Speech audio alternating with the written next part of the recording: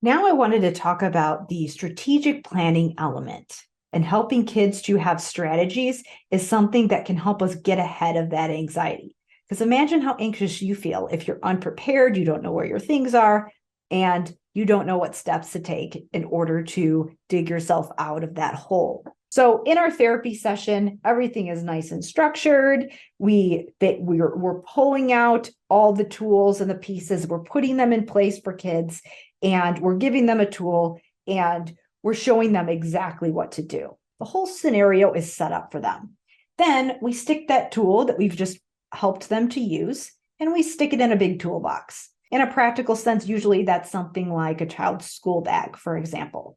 Then we send them out into the world, and they've got to figure out how to dig through all those tools we've just given them and decide when to pull it out. Since the scenario that we shared with them in therapy was nice and safe and everything was set up for them, then it's going to feel different when they go out into the world and have to navigate all these other scenarios.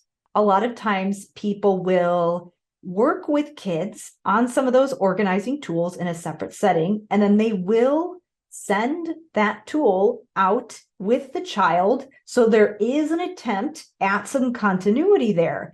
But then there's a disconnect. And let me show you why that's the case. So checklists, organizing tools, planners, timers, things like that are often used in classrooms. So we at least are on the right track with thinking we've got to give kids some tools to help them to stay organized. But the checklist in itself, just like the behavior chart, is not going to teach executive functioning skills. It's a tool, it's not a strategy. It's external, and there are a lot of internal things that need to happen in order for you to use that list effectively. So let's walk through some of them. So what are the things that we have to do in order to use a list effectively? Well, first, we have to go through that first process that I just described. We have to know when to pull it out. So that's the first step. Then, if we've identified that a list would be beneficial for us, which oftentimes kids don't even get to that part, they don't even pull the right tool out of the toolbox. Well, the first thing that we have to do if we do pull it out and realize that it's relevant is that we have to envision the end goal. We have to think about where we're going and how that list is going to get us there.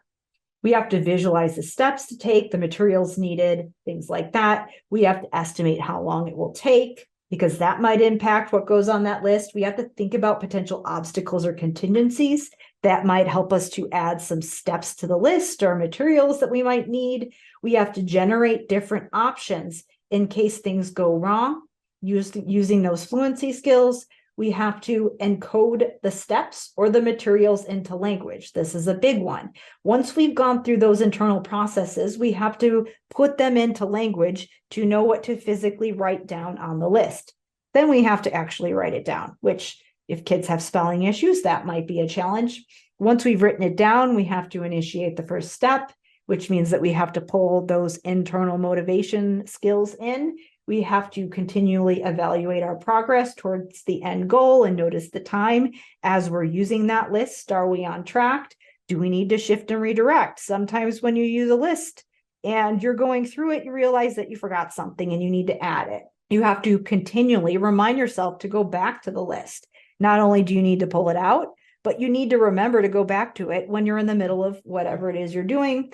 Then you have to also utilize that episodic memory and apply whatever you've learned to future situations. So once you go through the list, you might learn that, whoops, I forgot something that I need to add next time that I do this. And then you also have to use those episodic memory skills when you're generating the list in the first place, all the while engaging in visualization, self-talk, and encoding throughout the process. But the way that lists are often used in the classroom is that the list is written on the board and the child writes it down. That is one part of this entire process. So you can see how we've jumped past all the internal skills that need to happen, and then we're giving no support throughout. So this is why when kids are given a list that's been written for them, or when they're having to just copy things down into their assignment books, those lists or those planners often aren't effective because the adult is doing the visualization, self-talk, and encoding before, during, and after the list is made, and is essentially doing the executive functioning for the kid. We are essentially doing that self-talk for them. And then kids learn that they don't have to use that part of their brain and take that pause and actually think and problem solve in order to figure out what to do next. Organizing tools like timers, lists, and planners are what we use when we are already engaging our executive functioning skills. They do not teach executive functioning skills. So while they can be one small piece of what we're doing and what we're using, they are not the entire process.